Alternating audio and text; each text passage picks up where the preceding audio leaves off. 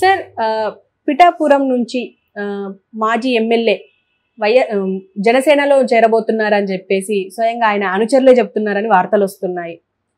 ఎంతవరకు నిజమైన అయినప్పటికీ ఎంతమంది ఇప్పుడు వైఎస్ఆర్సీపీ నుంచి జనసేనలోకి కానీ అంటే కూటమి వైపు మొగ్గు చూపుతున్నారంటారు?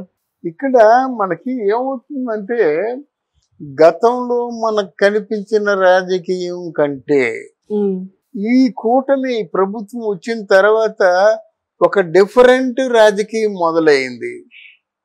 ఎలాంటి రాజకీయం మొదలైంది? మీకు రోడ్లు వేస్తాం, వేసేస్తున్నారు రోడ్లు. ఈ పరిశ్రమలు చేస్తాం, వస్తున్నాయి పరిశ్రమలు. మీకేమో అక్కడ మీకు సంపదను సృష్టిస్తాం అన్నారు. అక్కడ 20 ఎకరాలు ఉందమ్మా. ఒక పేద రైతుకి పిఠాపురంలో 20 ఎకరాలు ఉంది. అక్కడ పవన్ కళ్యాణ్ స్థలం కొనక ముందు అక్కడ ఒక సెంటు 3,000 ఉంటే ఇప్పుడు ఏమైపోయింది? సెంటు 3 లక్షలు అయింది. ఎక్కడ 3,000, ఎక్కడ 3 లక్షలు. అలాగే భోగాపురంలో ఇంటర్నేషనల్ ఎయిర్పోర్ట్ ఉంది కదా, అక్కడ ఒక సెంటు 5 లక్షలు ఉంటే ఆ కన్స్ట్రక్షన్ పెరిగిపోతున్న కొద్ది 5 లక్షలు కాస్త 20 లక్షలు అయింది. అంటే ఏమిటి? సంపద సృష్టించడమే కదా. ఒకరికో 4 కోట్లు ఉంటే ఊరుకుంటాడా? షాపులో గీపులో ఏది చేస్తారు కదా. అలాగే పిఠాపురం బంగారం అయిపోయింది. ఇప్పుడు అంగుడు స్థలం దొరకటం లేదు. హోటల్స్ కట్టేస్తున్నారు. పక్క ఆ ఉప్పాడంతా మెరీనా బీచ్ లా తయారవుతుంది. వాళ్ళ మత్స్యకారులకేమో షెల్టర్ ఇస్తున్నారు. అంటే పనులు మనం కళ్ళ ముందు చూస్తున్నట్టయితే మనలో వచ్చినటువంటి ఆలోచనలు వేరుగా ఉంటాయి. ఎవరో ఇంత చక్కగా పరిపాలిస్తున్నారు, ఇక్కడ వైఎస్ఆర్సీపీలో ఉంటే మనల్ని ఎవడు లెక్క చేయడని చెప్పేసి ఆయన వెనక ఉందాం అనేటువంటి ఆలోచన వస్తుంది ఎవరికైనా. దొరబాబు అంటే తక్కువవాడు కాదు. అక్కడ ఏకగ్రీవంగా నాయకుడిగా ఉన్నవాడు. కాకినాడ పిఠాపురం అంతా దొరబాబు ద్వారంపూడి చంద్రశేఖర్ రెడ్డి గారిలా హవా నడిచేది. అక్కడ ద్వారంపూడి చంద్రశేఖర్ రెడ్డి హవాలో ఇప్పుడు బయటపడినటువంటి అవినీతి భాగవతం 40,000 కోట్ల రూపాయలు బయటపడ్డాయి.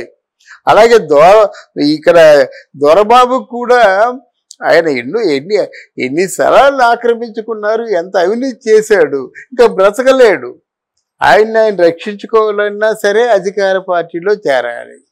అధికార పార్టీలో చేరితే ఏ పార్టీకి భవిష్యత్తు ఉంటుందంటే నిర్మోహమాటంగా జనసేన పార్టీకే భవిష్యత్తు ఉంటుంది.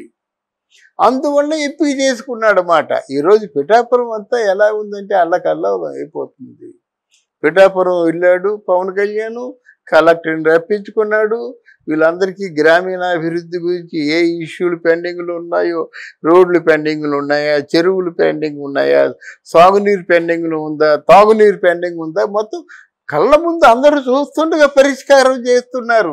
పరిపాలన అంటే ఇదా అని ఆశ్చర్యపోయేలాగా పరిపాలన చేస్తున్నారు. గనక ఎవరికైనా సరే తన అస్తిత్వాన్ని కోల్పోకూడదు కదా. అందువలన జనసేన పార్టీలో దొరబాబు చేరుతున్నాడు. దొరబాబు చేరితే దొరబాబు ఒక్కడే చేరడు కదా. దొరబాబుతో ఉన్నటువంటి 1,00,000 మంది కూడా చేరిపోయినట్టే లెక్క. ముఖ్యమైన అనుచరులు ఒక 10,000 మంది ఉంటే 10,000 మంది చేరినట్టే లెక్క. ఈ అనుచరులను బట్టి మనకు ఓట్లు పడతాయి. నాయకుడు ప్రజల్లోకి వెళ్తాయి. నేను పవన్ కళ్యాణ్ కాదు కదమ్మా, కానీ అనుచర గణమే ఉపయోగపడతారన్నమాట. అనుచర గణం ఆ నాయకుడి తరఫున ఇంటింటికి వెళ్ళి ప్రచారం చేసుకొని మనుషుల్ని వాళ్ళ పనులు చేసి మనుషుల దగ్గర అయ్యి ఓట్లు వేయించుకుంటారు. మరి ఆ స్థితిలో ఆయనకు ఒక మంచి బలమైనటువంటి వేదిక కావాలి. ఆ వేదిక కాస్త జనసేన పార్టీ అయ్యింది. ఓకే సార్, ఇప్పుడు మీరు అన్నట్టుగా అవినీతి చేసిన నాయకులు ఇప్పుడు పార్టీలు మారుతారు తప్పదు అంటున్నారు. అంటే ఇప్పుడు జనసేన పార్టీ ఇప్పుడు దొరబాబు గారిని జాయిన్ చేసుకుంటది అంటారా? దొరబాబు గారిని అంటే దొరబాబు గారిని ముందు స్క్రూటినైజ్ చేస్తారు. స్క్రూటినైజ్ చేసిన తర్వాత తీసుకుంటారు. వీళ్ళందరూ ఎవరు వచ్చినప్పుడు కూడా పదవుల గురించి ఆశించి వస్తారు. కానీ వీళ్ళు పదవులు అంత తేలిగ్గా ఇవ్వరు. వీళ్ళు పార్టీకి అంటే విధేయతగా ఎంతకాలం ఉంటారో వాళ్ళు రాజకీయ నాయకులు కదమ్మా, చూడాలి కదా. ఆ రోజు తెలుగుదేశం పార్టీ 40 ఏళ్ళు ఎందుకు వచ్చిందంటే అందరూ చదువుకున్నోళ్ళు, విద్యావంతులు, వాళ్ళు బాగా 90% పనిచేసేవారు, 10% ఏదో వాళ్ళ కోసం చూసుకునేవాళ్ళు. అలాంటి నాయకులు ఉంటే మన నష్టం లేదు. నీకే ఇవ్వాలి, నీకు ₹1,00,00,000 ఇవ్వాలి, 99,99,999 ఇచ్చి ₹1 ఇవ్వకపోతే ఆలోచిస్తావా నువ్వు? ఆలోచించవు కదా. అలాగా పార్టీలో పార్టీ పాలనా విధానంలో మార్పు వచ్చింది. పనులు బాగా జోరందుకుంటున్నాయి. అది కథం. ఎందుకు మరి చంద్రబాబు నాయుడు ప్రచారంలోకి తీసుకురావటం లేదే కానీ అక్కడ పనులు చూస్తుంటే బ్రహ్మాండంగా జోరందుకున్నాయి. సగం ఆల్మోస్ట్ ఆల్ సగం ఎయిర్పోర్ట్ తయారైపోయింది. అంటే ఈ లెక్కన వైఎస్ఆర్సీపీ పార్టీ మొత్తం అంటే మారిపోతుంది అంటారా? మనమే అంతే కదమ్మా. ఎక్కడ లాభసాటిగా మనకు ఉంటుందో, ఎక్కడ మనం ఏ టెన్షన్ లేకుండా పనిచేస్తున్నామో అదే కోరుకుంటాం కదా.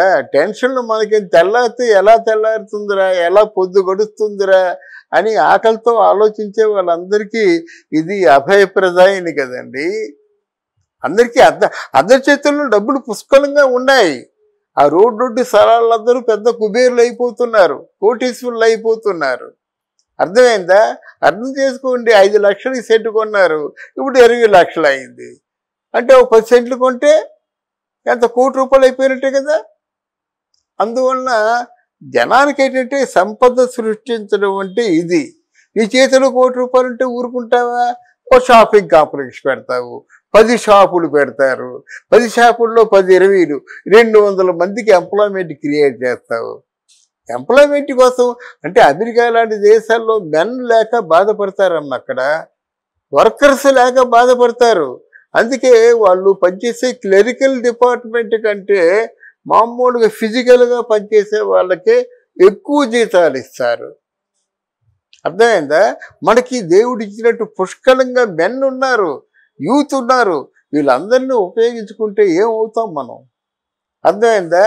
రేపు పొద్దున పిఠాపురంలో దొరబాబే కాదు, ఆ ద్వారంపూడి చంద్రశేఖర్ రెడ్డే కాదు, వీళ్ళు ఎవరైనా మళ్ళీ తదితర జీవితాన్ని గడపాలంటే ఏదో ఒక మార్గం చూపించుకోవాల్సిందే. అవినీతికి సమాధానం చెప్పవలసిందే, అవసరమైతే జైలుకి వెళ్ళవలసిందే. అలాగుంటేనే ఈ పరిపాలనని మనం హర్షిస్తాం. లేదా మీరు మామూలే కదరా అనుకుంటాం అన్నమాట. అలా లేకుండా పరిపాలిస్తారు.